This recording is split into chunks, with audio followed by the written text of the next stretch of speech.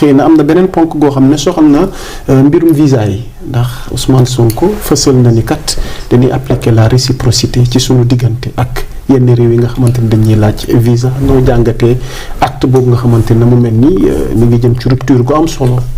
waaw loolu mën na nekk. xam nga li tax muy jafe. dafa am ay vision yoo xam ne doo ko am ak réew. c'est-à-dire. mooy pour dem France mën nga am ñaar fukki dëkk ak yoo xam ne mën nga fa dem uti visa. dëgg la bu fekkee ne ñun suñu pétrole dañu am mettons ay dispositifs techniques yu ñuy soxla sur la Norvège par exemple sur façon bi muy liggéeyee façon bi muy doxalee façon bi muy jaayee façon bi protéger ak fonds yi nga xam ne moom la denc pour les générations futures ñoom ñu war fi ñëw pour seet si la ngay xaar visa ak loo leen di réciprocité da ngay sonal sa bopp parce que yow yaa leen soxla. gis nga visa ci ki nga xam ne danga ko soxla ak ki la soxla di la indil dara lu ñu war a seet la mais le monde est un monde ouvert monde bi dafa nekk monde bu ubbeeku par exemple man gisatuma les raisons pour lesquelles léegi Sénégal di am ay problème mu visa avec la France parce que sax ni mu ko waxee sunu yéene mooy ku nu laaj visa gratuite ñu laaj de visa gratuite ku nu laaj visa payant ñu laaj de visa payant. mais je pense que problème bi nekkul ci visa payant bi. ah bon de mon point de vue c'est mal analysé le problème am na fu ma ko gisee ne mel ni jàpp na ko c'est parce que à l'ambassade de France principalement. Il y a l'organisation d'une mafia. waaw man wax loolu.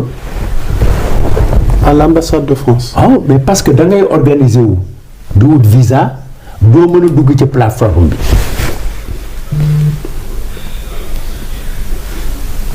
mais bu ngoonee am na koo xam ne boo ko wee ëllëg mu dugal la ci plateforme bi jëlal la rendez-vous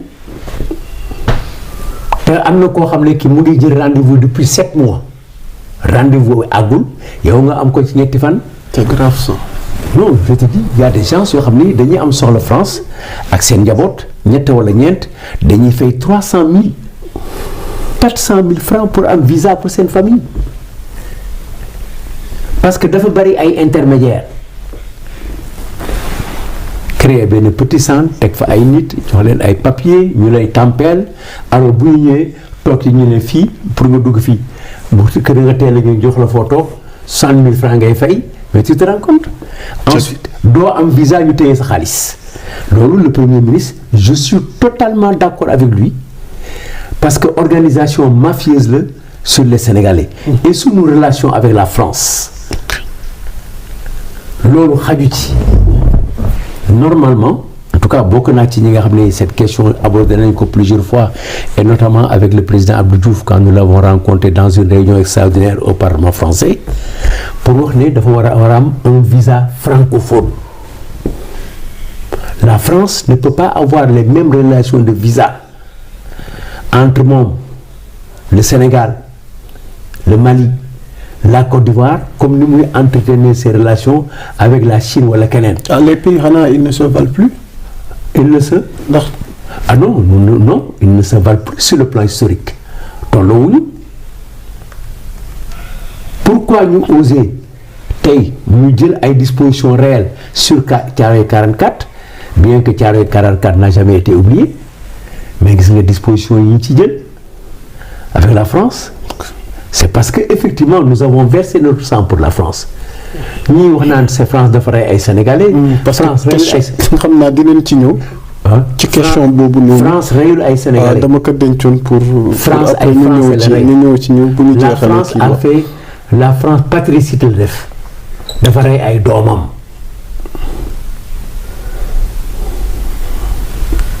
Mes grands-pères sont combattants, anciens combattants de la France de 14-18. Donc xam naa li may wax ñi ñuy rey ay français lañu. Lamine Gueye était français,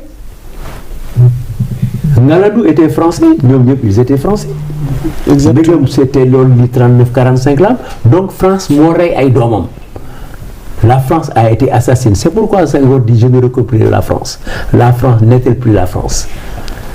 Loolu moo taxoon donc Thiaroye 44 nit ñi jël nañ ko en gestion jël nañ ko en revendication porté nañu la douleur ci moment bi ñu koy porté ak moyens yi ñu amoon mais plus on avance plus on a des moyens de porter la revendication et de les faire aboutir.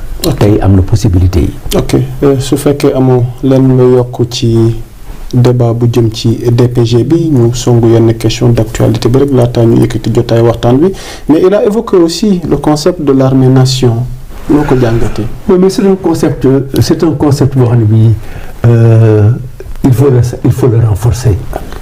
C'est un concept boo xam ne bii il y a encore des niches de production. Notre armée ku leen wax dara tey ku leen xas démb boo jëlee réew mi gërëm leen. Notre armée nous avons une grande armée. Nous avons de grands hommes.